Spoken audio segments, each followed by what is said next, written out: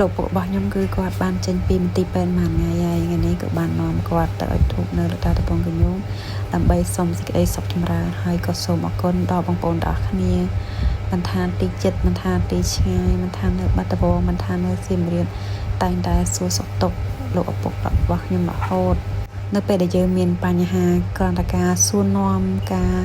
សួរសុខទុក្ខវាជាសេចក្តីសុខមួយផ្នែក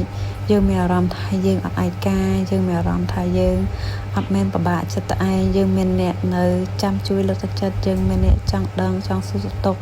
មានអ្នកចង់ឲ្យឪពុកយើងជាដូចយើងដែរអញ្ចឹងយើងមានអារម្មណ៍ថាគាត់ក្តៅមែនទែនហ្មងពេលខ្លះបងប្អូនគាត់សួរនាំមួយម៉ាត់ពុកម្ដាយអីមកយើងមានអារម្មណ៍ថាសប្បាយយើងមានអារម្មណ៍ថាអូយក្នុងចិត្តវាជារំភើបមែនទែនតែម្ដងហើយពេលឥឡូវនេះគឺឪពុករបស់ខ្ញុំគឺគាត់អត់ទាន់បានទៅសៀមរាបវិញទេដោយសារតែយើងត្រូវនៅតាមដានបន្តទៀតនិយាយទៅលោកពុករបស់ខ្ញុំគឺគាត់សំណាងដែលគាត់ដែលអ្នកម្ដាយរបស់ខ្ញុំគឺគាត់នៅមើលថែទាំគាត់រហូតចឹងណាគាត់ទាំងពីរគឺអត់អាចខ្វះគ្នាបានទេបងប្អូនបើសិនខ្ញុំចង់យកចាក់មកអញ្ចឹងត្រូវតែម៉ែមកដែរមិនគាត់មកហើយបើយកម៉ែទៅចាក់មកដែរបានគាត់មកអញ្ចឹងណាគឺអាចខ្វះគ្នាបានទេអាចចំណុចទាំងអស់ហ្នឹងហើយក៏ជាគំរូល្អសម្រាប់កូនចៅឲ្យយើង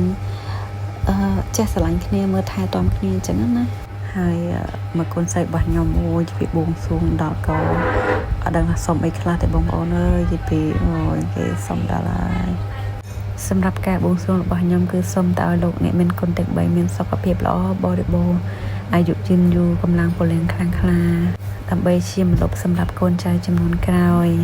នៅពេលដែលចាស់ទៅមិនប្រាថ្នាអ្វីច្រើនទេសូមត្រឹមតែមានអ្នកកាន់ដៃរហូតដល់ចាស់កងខ្នង